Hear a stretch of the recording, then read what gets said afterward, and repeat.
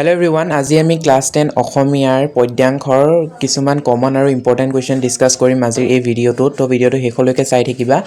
এইটো ভিডিঅ'ত আমি পদ্যাংশখিনি শেষ কৰিম আৰু ইয়াৰ নেক্সট ভিডিঅ'ত আমি গদ্যাংশলৈ যাম। গোটেইখিনি কুৱেশ্যনছ তোমালোকে ইম্পৰ্টেণ্ট হয় চাবা আৰু বাকী ছাবজেক্টৰ কাৰণেও যদি এনেকুৱা ভিডিঅ' লাগে তেন্তে কমেণ্ট কৰিবলৈ নাপাহৰিবা। তেন্তে আহা ভিডিঅ'টো ষ্টাৰ্ট কৰোঁ। প্ৰথমতে তোমালোকে বৰগীতটো চোৱা। বৰগীতটোৰ গোটেইকেইটা পয়েমৰ আমি প্ৰথমতে চাব লাগিব কবিৰ পৰিচয়। ইয়াতে তোমালোকক কোনে লিখিছে সেইটো সুধিব পাৰে ডাইৰেক্ট কুৱেশ্যন। চ' তোমালোকে শ্ৰী শ্ৰী মাধৱদেৱ এইটো মনত ৰাখি থবা। বাকী আমি ডাইৰেক্ট কুৱেশ্যন আনচাৰলৈ যাওঁ। ইয়াতে তোমালোকৰ কবি পৰিচয়টো খুবেই ইম্পৰ্টেণ্ট হয় মাধৱদেৱৰ ওপৰত। এইটো আহি থাকে খুব। চ' তোমালোকে কবি পৰিচয় গোটেইটো মুখস্থ কৰি থবা। তোমালোকে মনত ৰাখিবা শ্ৰী শ্ৰী মাধৱদেৱৰ সাহিত্যিক জীৱনৰ কীৰ্তিস্তম্ভ কি আছিলে? নামঘোষাক। আৰু নামঘোষাক কিয় হেজাৰী ঘোষা বুলিও কোৱা হয়? কাৰণ 1000টা ঘোষা আছে কাৰণে এইখনক হেজাৰী ঘোষা বুলিও কোৱা হয়। লগতে তেওঁলোক মাধৱদেৱৰ ৰচনাসমূহ মনত ৰাখিবা, যেনে আখ্যানমূলক ৰচনা ৰাজহুই কাব্য আদিকেন্দ্ৰ ৰামায়ণ, তত্ত্বমূলক ৰচনা জন্ম ৰহস্য ভক্তি ৰত্নাৱলী নাম মালিকা নাট অৰ্জুন ভঞ্জন বা দধিমথন। এনেধৰণে 2-3খন তোমালোকে মনত ৰাখিবা। এইখিনি ইম্পৰ্টেণ্ট হয়।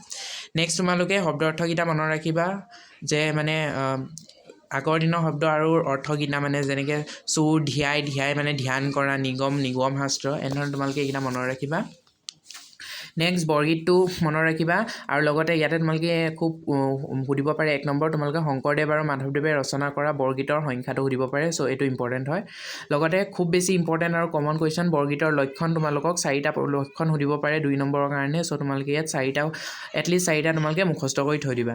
লগতে তোমালোকক ব্ৰজাৱলী ভাষাৰ ওপৰত চমুটোকাও দিব পাৰে। চ' চমুটোকাটো পঢ়ি থৈ দিবা। এইখিনি শ্বৰ্ট কুৱেশ্যন তোমালোকে পাৰিবাই। নিৰিবা বান্ধৱ মোক জীৱনে মৰণে, কবিয়ে নিৰিবৰ বাবে কাক অনুৰোধ কৰিছে? হৰিক। চ' এইকেইটা ইম্পৰ্টেণ্টেই হয়। তোমালোকে এইকেইটা শ্বৰ্ট কুৱেশ্যন পাৰিবা।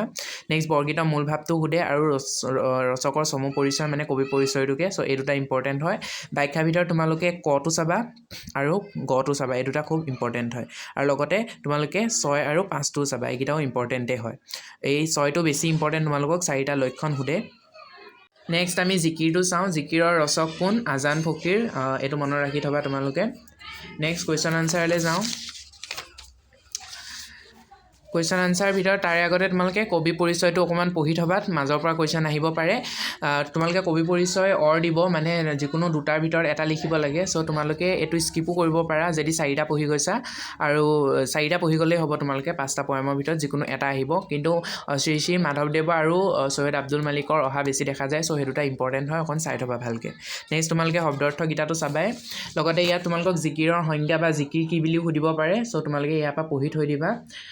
যিবোৰ গীতত সঘনে পৰম কৰোণাময় আল্লাহৰ প্ৰতি অনুগাত্য প্ৰকাশ কৰি তেওঁক উপাসনা কৰাৰ বিধানসমূহৰ লগতে ইছলাম ধৰ্মৰ মৌলিক নীতিসমূহো প্ৰকাশ কৰা হৈছে তাকে জিকিৰ বোলে।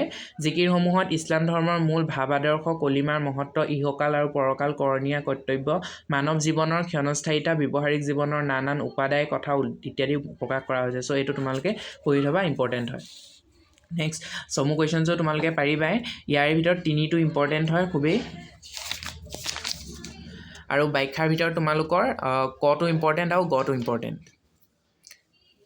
প্ৰশস্তি কবিতাটো তোমালোকে কবিজনৰ নামটো মুখস্থ কৰি থৈ দিবা। ইয়াৰে কবি পৰিচয়টো ইমান ইম্পৰ্টেণ্ট হয়, কিন্তু ইয়াতে থকা তোমালোকৰ যোনটো শ্বৰ্ট কুৱেশ্যন বনিব পাৰে 1 নম্বৰৰ। ইয়াতে তোমালোকৰ তেওঁ গুৱাহাটীৰ পৰা প্ৰকাশিত জোনাকী কাকতৰ সহকাৰী সম্পাদক আছিল। সেইটো ইম্পৰ্টেণ্ট। আৰু ৰঘুনাথ চৌধুৰীক কি কবি বুলি জনা যায়? সেইটো ইম্পৰ্টেণ্ট। বিহগী কবি বুলি জনা যায়, কাৰণ তেওঁ চৰাই বিষয়বস্তু হিচাপে লৈ বহুতো কবিতা লিখিছিল বাবে। চ' এইটো ইম্পৰ্টেণ্ট হয়।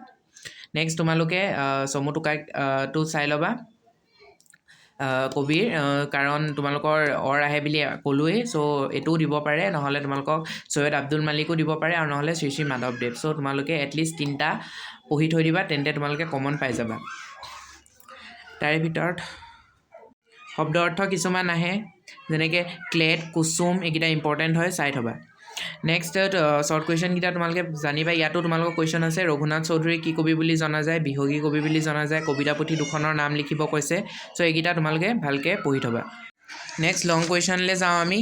ইয়াতে তোমালোকৰ 3 নম্বৰটো ইম্পৰ্টেণ্ট হয়, লগতে 5 নম্বৰটো 6 নম্বৰটো খুব আহে, আৰু লগতে তোমালোকে 7, 8টো চাই থবা। 8ৰ তোমালোকৰ ক নম্বৰটো ব্যাখ্যাটো খুব আহি থকা দেখা যায়। চ' সেইটো চাবা। লগতে এই অৰ্থ লিখা, বাক্য ৰচনা, সমাৰ্থক শব্দ, এইকেইটাও ইম্পৰ্টেণ্ট হয়। তোমালোকৰ গ্ৰামাৰত ইয়াৰ পৰাও আহি যায়। নেক্সট মই অসমীয়া কবিতাটিৰ ৰচকৰ নামটো বা কবিৰ নামটো তোমালোকে মনত ৰাখিবা সৈয়দ আব্দুল মালিক এইটো ইম্পৰ্টেণ্ট হয় লগতে তেওঁৰ কবিৰ যোন পৰিচয়টো ইম্পৰ্টেণ্ট ইয়াত খুব চ' তোমালোকে সেইটো মনত ৰাখি থবা ইয়াতে তোমালোকৰ কবি পৰিচয়টো ইম্পৰ্টেণ্ট হয় ইয়াতে আৰু এটা ইম্পৰ্টেণ্ট বস্তু আছে যে সৈয়দ আব্দুল মালিকৰ কবিতা পুথিখনৰ নাম লিখিবলৈ আহিব পাৰে চ' তেওঁলোক সেইটো মনত ৰাখি থবা বেডুইন হয় নেক্সট সৈয়দ আব্দুল মালিকে কোনখন উপন্যাসৰ বাবে সাহিত্য একাডেমী বঁটা লাভ কৰিছিল অঘৰী আত্মাৰ কাহিনী সেইটো মনত ৰাখিবা তোমালোকে নেক্সট আমি কুৱেশ্যন আনচাৰ চাওঁ যদি ইয়াৰ লগতে তোমালোকৰ ইয়াত শব্দ অৰ্থ বহুত কিছুমান আছে এই গোটেইখিনি মনত ৰাখিব নালাগে যোনকেইটা তোমালোকৰ এটা এটা শব্দত আছে সেইকেইটা তোমালোকে মনত ৰাখিবা প্ৰশ্ন উত্তৰৰ ভিতৰত তোমালোকৰ ইয়াত 2টো ইম্পৰ্টেণ্ট হয় 4টো ইম্পৰ্টেণ্ট 5টো ইম্পৰ্টেণ্ট লগতে 7টো ইম্পৰ্টেণ্ট আৰু 8ৰ ব্যাখ্যাৰ ভিতৰত তোমালোকৰ 6টো ইম্পৰ্টেণ্ট হয় আৰু ইয়াৰে ভিতৰতে তোমালোকে চাবা 12 নম্বৰটো চাবা মই অসমীয়া কবিতাটোত অসমৰ অতীতৰ গৌৰৱৰ চানেকি কিদৰে ফুটি উঠিছে এইটো ইম্পৰ্টেণ্ট আৰু 9 নম্বৰটো ইম্পৰ্টেণ্ট হয় মই অসমীয়া কবিতাটিত কবিয়ে অসমীয়া জাতিৰ বীৰত্ব আৰু পৰাক্ৰমক কিয় প্ৰশংসা কৰিছে এইটো আহিব পাৰে নেক্সট ব্যাস বাক্যৰ এটা সমাসৰ নাম লিখা তোমালোকৰ গ্ৰামাৰত সমাস অলৰেডি আছে চ' এইকেইটাও চাই থবা লগতে এডিশ্যনেল কেইটামানো চাই থবা নেক্সট দৃষ্টান্ত কবিতাটিৰ কবিজনৰ নাম হৈছে হৰেকৃষ্ণ ডেকা আৰু তেওঁৰ বিষয়ে তোমালোকে ইয়াৰ পৰা মুখস্থ কৰি থ'ব পাৰা কবি পৰিচয় লগতে এইটো মনত ৰাখিবা যে তেওঁ চেণ্টিনেল আৰু গৰিয়সী আলোচনীৰ সম্পাদক আছিল আৰু তেওঁ একমাত্ৰ উপন্যাসখনৰ নাম আছিল আগন্তক কেতিয়াবা 1 নম্বৰ তোমালোকক এইটো কুৱেশ্যন সুধিব পাৰে শব্দ অৰ্থ আৰু টোকা যদি চোৱা তোমালোকে তেন্তে তোমালোকে কাকিনী তামোলটো মনত ৰাখিবা লগতে দৃষ্টান্তৰটো মনত ৰাখিবা আৰু পিয়াপিডি আৰু লগতে জহটো এইকেইটা ইম্পৰ্টেণ্ট হয় লং কুৱেশ্যনৰ ভিতৰত তোমালোকৰ 2টো ইম্পৰ্টেণ্ট হয় নেক্সট 4টো ইম্পৰ্টেণ্ট হয় 6টো ইম্পৰ্টেণ্ট হয় আৰু লগতে 5 নম্বৰটো ইম্পৰ্টেণ্ট হয় এবাৰ চাই থ'বা নেক্সট 8 নম্বৰ তোমালোকৰ খটো ইম্পৰ্টেণ্ট হয় খটো আহিব বাকী তোমালোকে গ্ৰামাৰখিনিটো চাবাই ইয়াৰ পৰাও গ্ৰামাৰ আহে চ' এইকেইটাও তোমালোকে ভালকৈ চাই থ'বা বিপৰীত শব্দও ইয়াৰ পৰাও বহুতবাৰ অহা দেখা গৈছে যেনেকৈ কেঁচাপ হ'লে পকা গধূলি হ'লে ৰাতিপুৱা পোহৰ আন্ধাৰ শান্তি অশান্তি তেনেধৰণে তোমালোকে এইকেইটা চাই থ'বা এইকেইটা ইজিয়ে হয় চ' আজি ভিডিঅ'টোত আমি পদ্যাংশকেইটা শেষ কৰিলোঁ গ্ৰুপ এৰ এইকেইটা ইম্পৰ্টেণ্ট কুৱেশ্যনকেইটা তোমালোকে চাবা এইকেইটা প্ৰায় মানে ৰিপিটকৈ আহি থকা দেখা যায় এইবাৰো ইয়াৰ পৰাই আহিব পাৰে চ' এইকেইটা চাবা ইয়াৰ পিছতে আমি নেক্সট গদ্যাংশৰ ইম্পৰ্টেণ্টবিলাক চাম কমন কুৱেশ্যনছবিলাক চাম তেতিয়ালৈকে চেনেলটো ছাবস্ক্ৰাইব নকৰাকৈ নাযাবা আৰু লগতে ইয়াতে ছাত্ৰ জীৱন আৰু সমাজ সেৱা যোনটো পাঠ আছে ডিম্বেশ্বৰ নেওগদেৱৰ এই চেপ্টাৰটো তোমালোকৰ এতিয়া নাই এখন আগৰ কিতাপ যিহেতু এই চেপ্টাৰটো ইয়াত আছে কিন্তু তোমালোকৰ এই চেপ্টাৰটো নাই তোমালোকৰ এই চেপ্টাৰৰ সলনিত উদ্যোগী হওঁ আহা বুলিহে চেপ্টাৰ এটা আছে চ' তাৰো আমি ইম্পৰ্টেণ্ট কুৱেশ্যন চাম চ' ভিডিঅ'টো কেনেকুৱা লাগিলে কমেণ্ট কৰি জনাবা আৰু বাকী ছাবজেক্টৰ যদি কমন আৰু ইম্পৰ্টেণ্ট কুৱেশ্যন ডিছকাছ কৰিব লাগে তেন্তে কমেণ্ট কৰিবা আজিলৈ আহোঁ আকৌ লগ পাম ধন্যবাদ